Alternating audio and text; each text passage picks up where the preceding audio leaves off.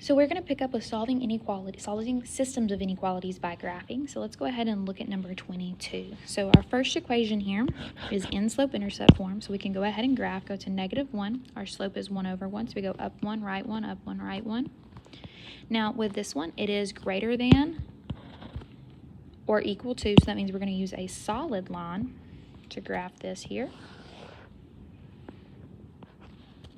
Then it is greater than, so we need to shade above. Then we're going to look at our second one here. It is also in slope-intercept form, so we can go ahead and graph it. Our y-intercept is 3, and then our slope is -1 over 3, so we go down 1, right 3. This one is also greater than or equal to, so we can do a solid line through it. And it is greater than, so again, we're going to shade above. So our solution to this is in the area that the shading overlaps, which is here. Okay, and now we're going to go ahead and we're going to look at 24. So for 24, we check to see if they're in slope-intercept form. So we look at the first equation. It is in slope-intercept form. It has a y-intercept of 3, so we're going to go ahead and plot that. It has a slope of -1 over 3, so down 1 over 2.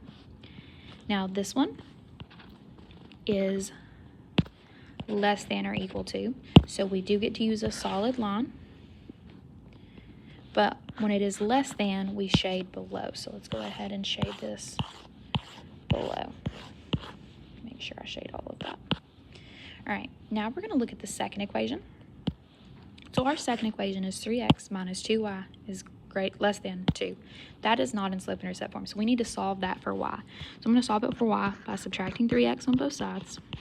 So I get -2y is less than -3x plus 2.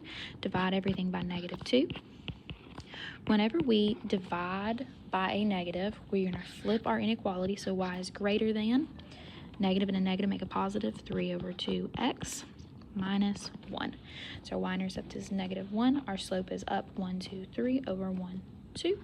Up 1, 2, 3 over 1, 2. This line, it is just greater than, so it will be dashed. And then since it is greater than, we will shade that above. So that means our solution is the area where the shadings overlap, which is here. So that is question 24. Now we're going to go ahead and look at question 26. And so for 26, we're going to see if they're in slope-intercept form. Let's check the top one. It is not, so we need to solve that for y. To do that, we're going to subtract 4x on both sides. And we get y is greater than or equal to -4x minus 1. So slope, y-intercept is -1. Our slope is -4 over 1. So we go down 1, 2, 3, 4 to the right 1. If I want to put some more points, I can go backwards. This is going to be a solid line because it is greater than or equal to. And we are going to shade above because of that greater than or equal to part. Now we're going to go ahead and we are going to shade the second one, which is in slope-intercept form.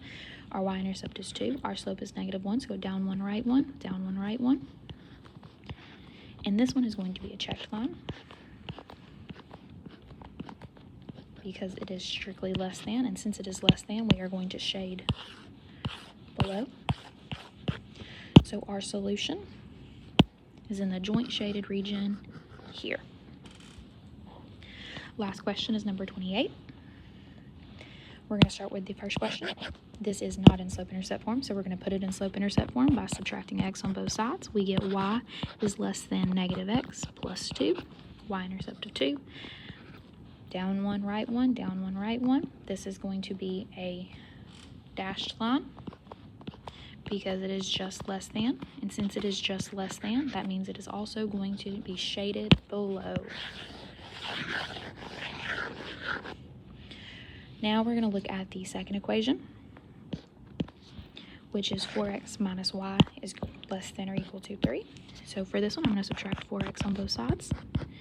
And I get -y is less than or equal to -4x plus 3. Divide everything by -1.